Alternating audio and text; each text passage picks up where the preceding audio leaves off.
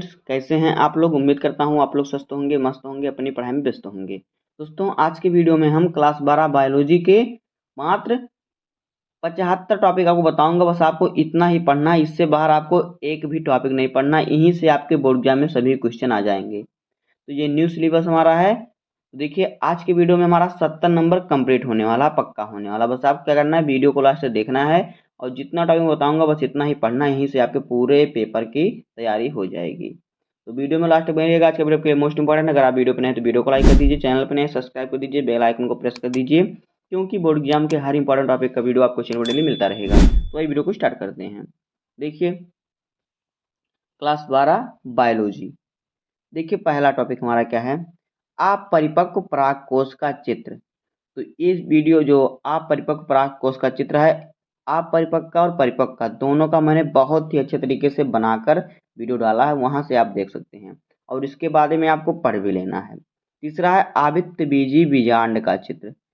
ये भी बहुत इंपॉर्टेंट है, इसका आपको चित्र भी बनाना सीखना है और इसके बारे में पढ़ना भी है। उसके बाद देखिए, उसके बाद है परागण। तो देखिए, परागण क्या है, परागण कितने प्रकार का होता है। स्वपरागण और परपरागण दोनों को पढ़ लेना है। स्वपरागण और फिर परपरागण दोनों को आपको पढ़ लेना है। उसके बाद ये क्या है, द्विनिषेचन। द्विनिषेचन या फिर कभी कभी दे देता है कि दोहरा निषेचन। दोहरा निषेचन तो वही है, दो निषेचन दोहरा निषेचन एक ही है, इससे घबराने की जरूरत नहीं है। इस पर आपको क्या पूछता है, इस पर आपको बस केवल टिप्पणी ही पूछता है, केवल ही आपको टिप्पणी पूछेगा बस, और कुछ नहीं, सिर्फ टिप्पणी पूछेगा। उसके बाद देखिए क्या है, अनिषेक फलन। तो अनिषेक फलन पर भी आपका टिप्पणी पूछता है, टिप्पणी। आगे देखिए, आगे हमारा लघु बीजाणु जनन। लघु बीजाणु जनन और गुरु बीजाणु जनन क्या है, ये सभी क्वेश्चन आपके 3-3 नंबर में आते हैं। आवर्त चक्र यानी कि महिलाओं में होने वाला पीरियड, ये भी आपका 3 नंबर का आता है। उसके बाद है अंडाणु जनन। तो ये भी बहुत ही इंपॉर्टेंट टॉपिक है, ये भी आपके वीडियो में 3 नंबर का आता है आपके बोर्ड एग्जाम में। उसके बाद शुक्राणु जनन क्या होता है। उसके बाद है मनुष्य में यौन संबंधी रोग, यानी मनुष्य में यौन संबंधी होने वाले रोग, यानी मनुष्य में सेक्स के दौरान होने वाले रोग कौन कौन से हैं। तो देखिए, एक हो गया एड्स, एड्स हो गया, ये भी यौन संबंधी रोग है।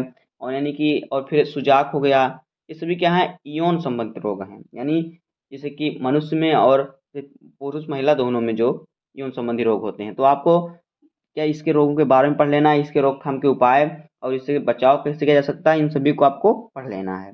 उसके बाद परिवार नियोजन। तो आपको क्या करना है, परिवार नियोजन की आपको विधियां याद करना है। क्या विधियां, परिवार नियोजन की विधियां, यही पूछेगा बस। उसका देखिए क्या है, उसके बाद है आनुवांशिक रोग क्या है। आनुवांशिक जैसे कि हीमोफीलिया, वर्ण अंधता, ये सभी आनुवांशिक रोग हैं जो एक वंश से दूसरे वंश में क्या रहते हैं, आते जाते हैं। जैसे कि देखिए, जो रोग आपके पिता में है वो रोग अगर आप में भी है, इसी प्रकार से आनुवांशिक रोग होता रहता है। उसके बाद है प्रभाविता तथा अप्रभाविता में अंतर।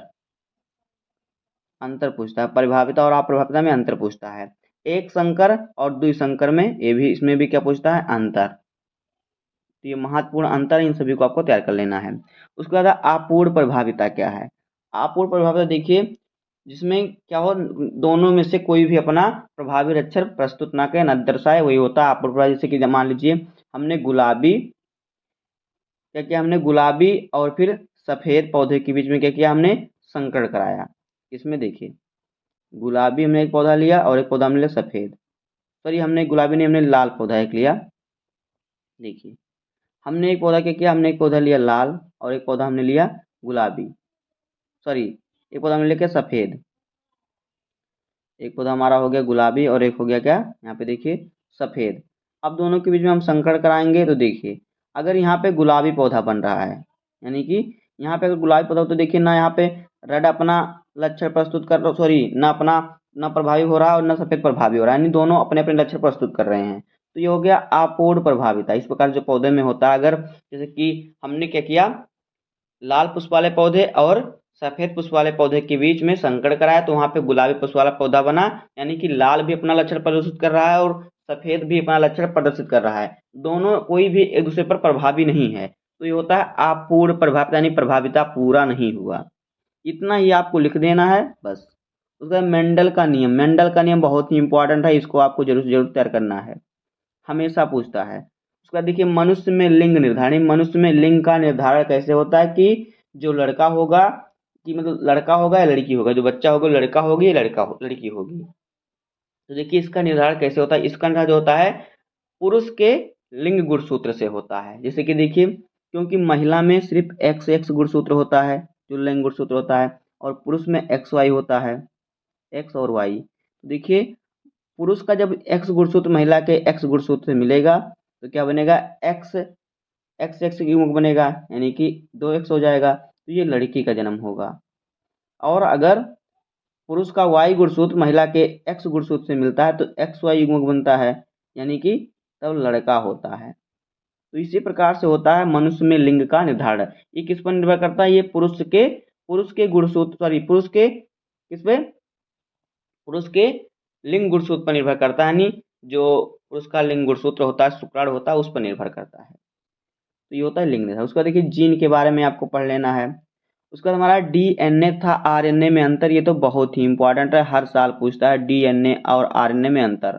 तो देखिए डीएनए में कौन से डीएनए पाई जाती है डीऑक्सी राइबो शर्करा, और आरएनए में पाया जाता है राइबो शर्करा। तो इसी प्रकार से आपको 3-4 अंतर इसके बारे में याद कर लेना है। उसके बाद डीएनए का वाटसन क्रिक मॉडल या फिर सिद्धांत, इसको पढ़ लेना है।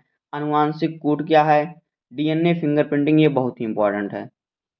डीएनए फिंगरप्रिंटिंग ये बहुत ही इंपॉर्टेंट, इसका चित्र भी पढ़ लीजिएगा। इसका उपयोग कैसे होता है, कहाँ कहाँ पे होता है, ये बताइए। जैसे कि डीएनए फिंगरप्रिंट का उपयोग कहाँ कहाँ होता है, जैसे कि अगर दोषी को पकड़ने के लिए इसी प्रकार से होता है, तो इसके बारे में आप पढ़ लीजिएगा अच्छे तरीके से। उसका देखिए क्या है, जीवन की उत्पत्ति कैसे हुई, इसको पढ़ लेना है। जैव विकास के प्रमाण, डार्विन का योगदान, उसके बाद उत्परिवर्तन, पुनर्योगज और फिर प्राकृतिक चयन। देखिए इनसे पर आपको टिप्पणी पूछता है, उत्परिवर्तन, पुनर्योजन और फिर प्राकृतिक चयन, जीन प्रवाह, इनसे पर टिप्पणी पूछेगा। उसका देखिए अगला क्या है, हार्डी वेनवर्ग सिद्धांत, ये भी बहुत इंपॉर्टेंट है। उसके बाद देखिए अनुकूली विकिरण क्या है, मानव विकास को भी आपको पढ़ लेना है। उसका देखिए क्या है, हीमोफीलिया, वर्ण अंधता, ये सभी क्या हैं, ये सभी हैं वंशागति रोग हैं। हीमोफीलिया वर्ण अंधता, हीमोफीलिया में क्या होता है, देखिए अगर किसी चीज को हीमोफीलिया रोग होता है, उसको अगर कहीं पे कट जाता है तो खून का वहां पे बहना बंद नहीं होता, वहां पे खून का थक्का नहीं बनता, खून बहता रहता है और उस रोगी की मृत्यु हो जाती है। वर्ण अंधता क्या होता है, वर्ण अंधता ऐसा रोग होता है जिसमें जो जिस व्यक्ति को यह रोग होता है वो हरे और लाल के बीच में फर्क नहीं कर पाता, इसलिए इसे जो है रेलगाड़ियों में ड्राइवर की नौकरी नहीं दी जा सकती। तो देखिए ये सभी क्या हैं, वंशागत रोग हैं। और आपको पढ़ना है सिंड्रोम, तो सिंड्रोम आपको हमेशा पूछता है। सिंड्रोम में देखिए आपको क्या क्या पढ़ना है, सिंड्रोम में एक हो गया डाउन सिंड्रोम और एक हो गया हमारा टर्नर सिंड्रोम और एक क्लाइनफेल्टर सिंड्रोम, क्लाइनफेल्टर सिंड्रोम। बस ये 3 सिंड्रोम आपको पढ़ना होता है, बस सिर्फ 3 सिंड्रोम। आगे देखिए, आगे है इंटरफेरान, तो इंटरफेरान बहुत ही इंपॉर्टेंट है, इस पर भी टिप्पणी पूछता है। प्रतिरक्षा तंत्र का चित्र भी बनाने के लिए आता है। उसके बाद स्टेम कोशिकाएं पूछता है, स्टेम कोशिकाएं क्या हैं या क्या होती हैं। उसके बाद देखिए आगे क्या है, संक्रामक तथा असंक्रामक रोग में अंतर, संक्रामक तथा असंक्रामक रोग या संक्रामक तथा असंक्रामक जीवाणु में क्या पूछता है, अंतर ही पूछता है, बस सिर्फ अंतर। उसके बाद देखिए क्या है, मलेरिया डेंगू बुखार, मलेरिया और डेंगू बुखार, इन सभी को आपको याद कर लेना है। मलेरिया बुखार और फिर मलेरिया क्या होता है, डेंगू बुखार क्या होता है, इन सभी बीमारियों के बारे में पढ़ लेना है। ये बीमारी किस जीवाणु के कारण होते हैं, ये कैसे फैलते हैं और इनका उपचार कैसे किया जा सकता है, इससे बचाव कैसे किया जा सकता है। उसके बाद वाहित मल, आगे बायोगैस, ये सभी बहुत ही इंपॉर्टेंट टॉपिक हैं। आगे देखिए हमारा क्या है, जैव प्रौद्योगिकी क्या है। उसके बाद है पीसीआर था डीएनए लाइगेज में अंतर, क्या होता है, इसमें अंतर पूछता है। फिर है प्लाज्मिड क्या है, प्लाज्मिड पढ़ लेना है। वाहित मल, बायोगैस, आगे देखिए, जैव प्रौद्योगिकी और फिर पीसीआर और फिर डीएनए लाइगेज में अंतर। प्लाज्मिड जीनी अभियांत्रिकी, उसको देखिए इंसुलिन क्या है, इंसुलिन को पढ़ लेना है। और फिर पारजीनी जंतु क्या होता है, इसको भी पढ़ लेना है। बायोपायरेसी क्या होता है, बायोपायरेसी किसी देश के संसाधनों को बिना उसके परमिशन के उपयोग करना बायोपायरेसी कहलाता है। इसी प्रकार से आपको याद कर लेना है। बायोपायरेसी बहुत ही इंपॉर्टेंट क्वेश्चन ये भी है, जितना आपका रेड डाटा बुक और फिर इंटरफेरान है उतना ही बायोपायरेसी भी उतना ही इंपॉर्टेंट है। उसके बाद क्राई प्रोटीन क्या होता है, इसको पढ़ लेना है। समाज, यहाँ पे समाज यहाँ पर रहेगा समष्टि और समुदाय, क्या रहेगा, समष्टि और समुदाय। तो समष्टि और समुदाय के बारे में पढ़ लेना है। सहोपकारिता पर टिप्पणी लिखिए, ऐसा आता है। परभक्षी क्या होता है। आगे घड़ियाल, तो घड़ियाल के बारे में पढ़ लीजिएगा। क्या होता है, परजीविता, परजीविता क्या होता है, सहभोजिता क्या होता है और सहजीवन क्या होता है। इन तीनों टॉपिक पर आपको टिप्पणी पूछता है या पूछेगा क्या होता है। उसका देखिए क्या है, अनुकूलन, क्या है, अनुकूलन। मरुदभिट, पारितंत्र, पारितंत्र को आप पढ़िएगा, बहुत ही इंपॉर्टेंट है, इसको ध्यान दीजिए ज़्यादा। उसके बाद देखिए क्या है, उत्पादकता एवं अपघटन। आगे है ऊर्जा प्रवाह, पारिस्थितिक पिरामिड। तो पारिस्थितिक पिरामिड आप तैयार कीजिएगा। देखिए पिरामिड कैसे होता है, इस प्रकार से पारिस्थितिक तंत्र होता है, उस प्रकार से पारिस्थितिक तंत्र का अगर हम जोड़ेंगे साल के अनुसार, अगर हम उसका लिखेंगे तो इस प्रकार से हमें एक पिरामिड बन जाएगा, उसकी रचना जो होगी। तो आपको पारिस्थितिक पिरामिड तैयार करना है, हमेशा आता है। उसके बाद जैव विविधता क्या है। आगे है राष्ट्रीय उद्यान, तो राष्ट्रीय उद्यान पढ़ लेना। भारत में कहाँ कहाँ पर राष्ट्रीय उद्यान है, इसको भी पढ़ लेना है।